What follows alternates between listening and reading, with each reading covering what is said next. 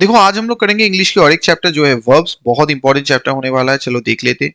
तो सबसे पहले देखो वर्ब बेसिकली होता क्या है। Verb is a word is used to tell something about a person और थिंग्स एज फॉलो। बहुत सिंपल है। व्हाट अ पर्सन और thing does, active she teaches in a school. What is done to a person और thing, अगर इसको हम लोग passive कहें, she was punished. What a person और thing, regular ordinary verb, she is a pretty village girl. ठीक है, तो वर्ब बेसिकली हम लोग इसको अगर क्या कर रहा है पर्सन और थिंग बोले तो वो एक्टिव में हो जाएगा। अगर उसको क्या उसके ऊपर हो रहा है तो वो पैसिव में हो जाएगा। और रेगुलर ऑर्डिनरी वर्ब क्या, देखो she is a pretty village girl, तो ये हम लोग यूज कर सकते हैं। दो तरह का बेसिकली वर्ब होता है, एक तो आपका भैया ऑक्सिलरी वर्ब, एक होता है ऑर्डिनरी या रेगुलर वर्ब। ठीक है, या मेन वर्ब जो भी आप बोलो होता है। ऑक्सिलरी वर्ब भी दो टाइप का होता है।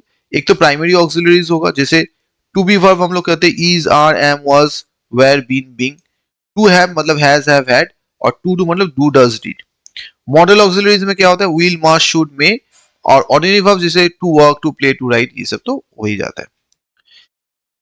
The use of to be, देखो टू बी बेसिकली क्या होता है, an auxiliary verb, she is writing a letter, ये एक्टिव में हुआ।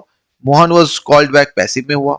ऑर्डिनरी वर्ब रेगुलर वर्ब में क्या, she is a doctor, she was present, ये सब हम लोग यूज करते हैं। अब काइंड्स ऑफ वर्ब समझ लेते हैं। दो तरह का होता है, finite and non finite. Finite verb मतलब finite verb has a subject of his own and is limited by person and number of the subject. और उसका अपना जो है फाइनाइट वर्ब जो होगा वो एक उसका अपना सब्जेक्ट होगा और वो पर्सन और नंबर से सब्जेक्ट से लिमिटेड होगा। जैसे सी इज, देखो शी है सिंगुलर, इज प्लेइंग टेनिस। ठीक है। अब फाइनाइट में देखो क्या है, बेसिकली ट्रांजिटिव वर्ब है एंड इंट्रांजिटिव वर्ब है। ट्रांजिटिव वर्ब में क्या होता है, जो एक्शन होता है वो पास ऑन होता है ऑब्जेक्ट के ऊपर, पास ओवर होता है ऑब्जेक्ट के ऊपर। इन जैसे शी राइट्स अ लेटर, वो चिट्ठी लिख रही है, उसका एक्शन जो है लेटर के पास हो रहा है। इंटेंसिटी में क्या होता है, वो पास नहीं होता है ऑब्जेक्ट के पास। ठीक है, is goes back to the subject, if फिर बैक सब्जेक्ट, क्योंकि ऑब्जेक्ट है नहीं भैया, तो सब्जेक्ट के पास है। शी क्राइड अ लॉट, बहुत रोई। क्राइड क्या हुआ, उसके पास ऑब्जेक्ट नहीं है, तो रोने का इफेक्ट किसके ऊपर आया, सब्जेक्ट के ऊपर ही आएगा। Subjective verb alone can be use in passive passive verb, subject verb alone can be use हो सकता है पैसिव वर्ब में, एक थोड़ा याद रख लेना। नॉन फाइनाइट वर्ब में क्या होता है, non finite verb is not limited by person and the number of any subject, ये लिमिटेड नहीं होता है। फाइनाइट वर्ब में लिमिटेड होता है, इसमें लिमिटेड नहीं होता है। They are use without mentioning any subject, वो यूज होता है without mentioning any subject. Non finite verb में बेसिकली क्या होता है, इनफाइनाइट वर्ब होता है, इन्फिनेटिव वर्ब्स होता है, जीरेंट होता है, पार्टिसिपल होता है। ठीक है, ये बेसिकली टू टू लगा के होता है ना, टू रीड। और ये वर्ब के हिसाब से और पार्टिसिपल एडजेक्टिव के हिसाब से काम करते हैं, दोनों का यही है। और जीरन क्या होता है, बेसिकली वर्ब के साथ अगर आप आईएनजी ऐड कर दो, जैसे कमीशन होता है ना, वर्ब का नाउन की जरूरत है लेकिन नाउन है नहीं, तो हम लोग क्या करते हैं, वर्ब को बुला लेते हैं, भैया आ जाओ चलो काम कर लो, तो उसी के साथ हम लोग क्या करते हैं, आईएनजी लगा देते हैं, करके उसको हम लोग नाउन बनाते हैं। जैसे स्विम, स्विमिंग कर दिए, स्मोक, स्मोकिंग कर दिए। For example comes here to study, we saw them writing for the bus, तो ये सब हम लोग का एग्जाम्पल नॉन फाइनेटिव वर्ब का होता है। इसके ऊपर डिटेल भी चैप्टर्स है, इसके बाद हम लोग करेंगे, जहां पे इन्फिनेटिव, जेरेंट एंड पार्टिसिपल तीनों एक ही साथ हम लोग पढ़ेंगे। अब रूल वन में आता है क्या, देखो व्हेन टू और more subject are joined by as well as, like, unlike, beside, in addition to, with, together with, along with and not, rather than, not less than, except, ये सब होगा in use first subject. Verb जो होगा according to the first subject, जैसे the doctor singular है, as well as the dancer plural है, लेकिन यहाँ पे कौन सा होगा, डॉक्टर के हिसाब से होगा, क्योंकि एज वेल एज से हम लोग ऐड किए, या लाइक, अनलाइक जो भी, तो क्या होगा, वेयर नहीं होगा, यहाँ पे आपको वास करना पड़ेगा। The mother and not her children, have तो होगा नहीं क्योंकि मदर के हिसाब से होगा, तो हैज हो जाएगा। बहुत ही इंपॉर्टेंट रूल है और इससे क्वेश्चन हमेशा पूछा जाता है। रूल टू में देख लो क्या है, when two or more subjects are connected by not only but also neither nor either or none but, the verb is according to the nearest subject। verb क्या होता है, according to the जो nearest subject है ना उसके हिसाब से होता है। जैसे neither the student nor their guide, ठीक है, तो guide सिंगुलर है, where नहीं होगा, was होगा। none but the leaders of our country is responsible for the state of the affairs, तो none but the leaders of our country, leaders of plural है तो is नहीं होगा भैया, are हो जाएगा। रूल थ्री में देख लेते हैं, रूल थ्री क्या है। रूल थ्री जो है, neither, either, none, anyone, each, every use as a pronoun और adjective should be followed by third person singular form, हमेशा इसके बाद क्या होगा, थर्ड पर्सन सिंगुलर होगा। Either of us has done his work, ठीक है, हिज देखो ठीक है, और every boy and girl has been invited, every boy and every girl has been invited, चलो ये भी कोई ठीक है, कोई दिक्कत नहीं है। When plural nouns explain specific amount हो, सम हो, डिस्टेंस हो, क्वांटिटी, टाइम हो, पीरियड हो, as the whole the verb should be singular. अगर एज अ होल, ठीक है, मतलब अलग अलग नहीं, एज अ होल अगर आप करोगे, जैसे 5 आइटम है आपका, ठीक है, आप 5 अलग अलग अलग नहीं, आप इसको एज अ होल अगर इसको ट्रीट करोगे तो उस फिर आपका सिंगुलर यूज हो जाएगा वर्ब।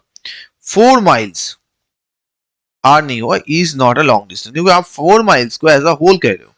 4 माइल्स मतलब 1 2 3 4 मान लो माइल है, लेकिन आप अलग अलग नहीं बोलो, आप एज अ होल जब इसको बोलोगे तब वो सिंगुलर हो जाएगा।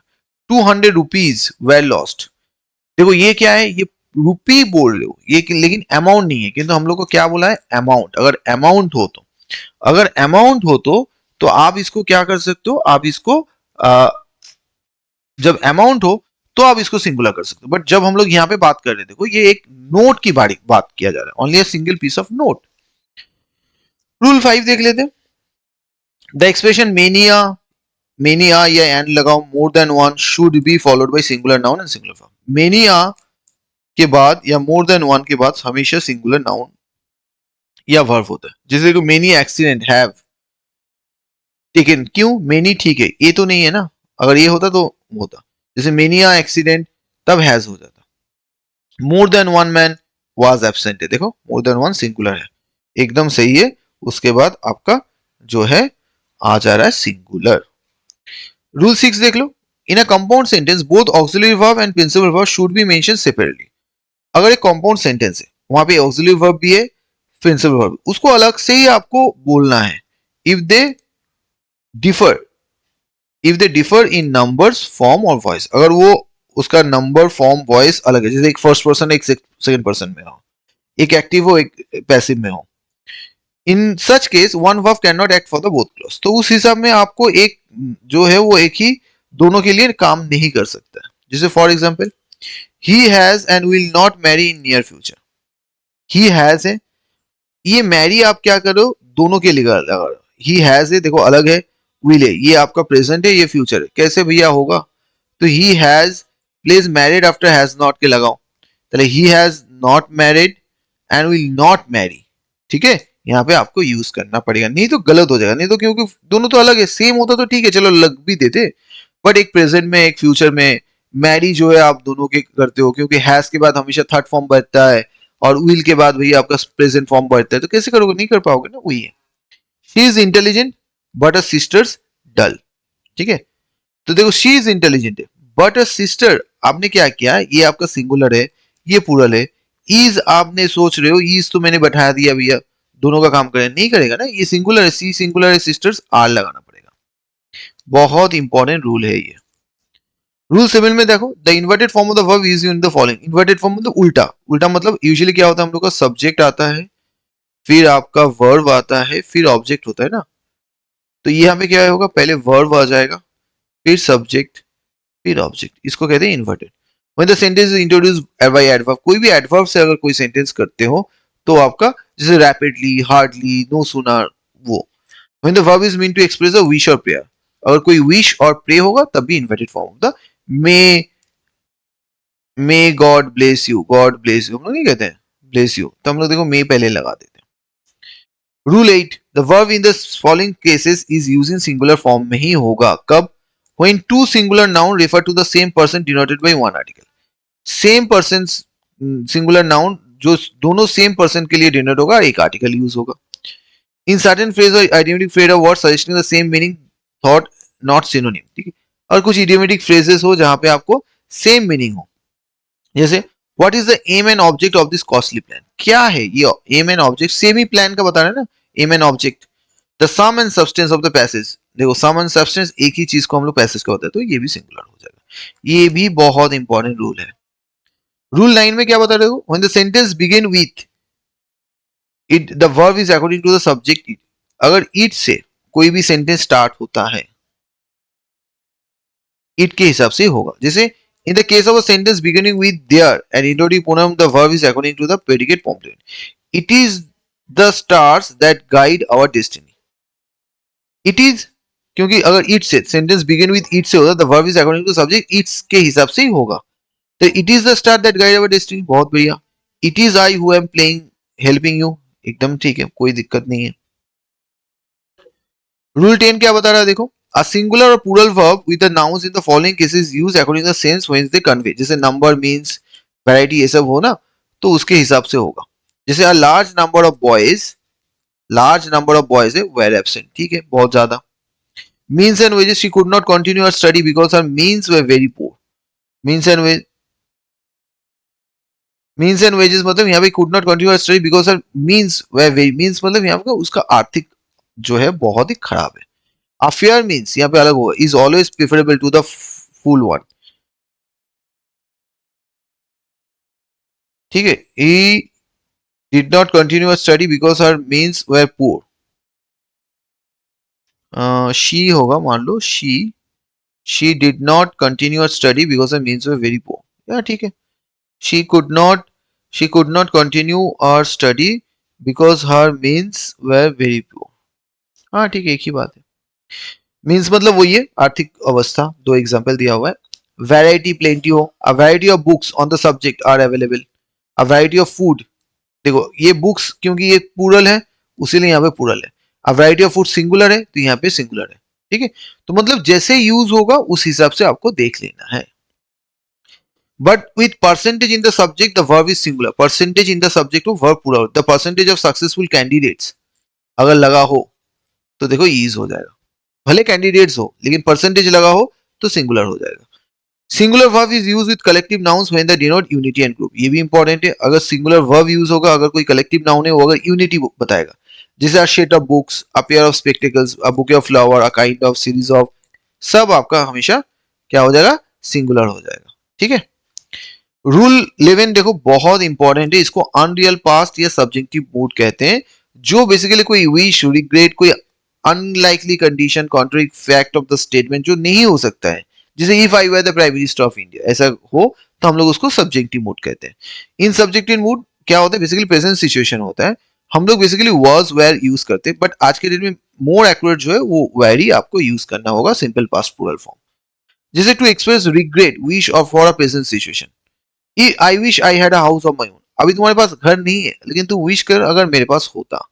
टू एक्सप्रेस अनलाइकली कंडीशन, जैसे if I had a house I would not hire you, अगर मेरे पास घर होता तो मैं आपका क्यों लेता भाई, ठीक है। एज इफ एज दो, ये भी आपका क्या होता है सब्जेक्टिव मोड में, जैसे the subjective can be use in the clause beginning with as if as though, ये भी आपका कॉन्ट्री टू द फैक्ट के लिए हम लोग हो यूज कर सकते हैं। जैसे she behaves as if she were the landlady, नहीं है लैंडलेडी नहीं है लेकिन she behaves like that, okay. बहुत ही इंपॉर्टेंट है ये वाला, याद रख लेना, बहुत बहुत काम का है। और एक क्या होता है, after it is high time, for example it is high time you did, it is high time के बाद भी हम लोग यूज करते हैं, it is high time you did something not, ठीक है। इट इज हाई टाइम मतलब ये एकदम बहुत, इन सेंस ऑफ शुड, आपको करना ही है। After would rather, had rather plus clause, these phrases are followed by a clause in the subjective mode, other direct infinitive is used। I would rather you help my brother, I had rather you stayed with me, ठीक है, ये सब हम लोग कर सकते हैं। In subjective mood referring to a past situation use past perfect tense, अगर कोई सब्जेक्टिव मूड में पास्ट सिचुएशन है पास्ट परफेक्ट टेंस यूज करो।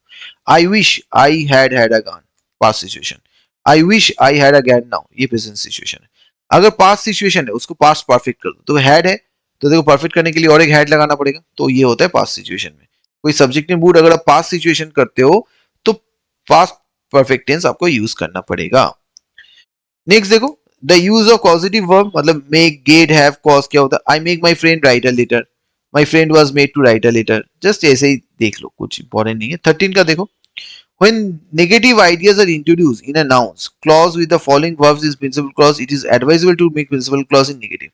कोई नेगेटिव आइडियाज इंट्रोड्यूस हो रहा है नाउन में तो प्रिंसिपल क्लॉज को नेगेटिव करना ही ठीक है। Imagine, think, believe, suppose, this rule does not apply to I hope, I don't think he will pass, तो हम लोग क्या है, थिंक है तो इसको नेगेटिव कर दिए उसको, ठीक है। और होप के साथ नहीं होगा ये।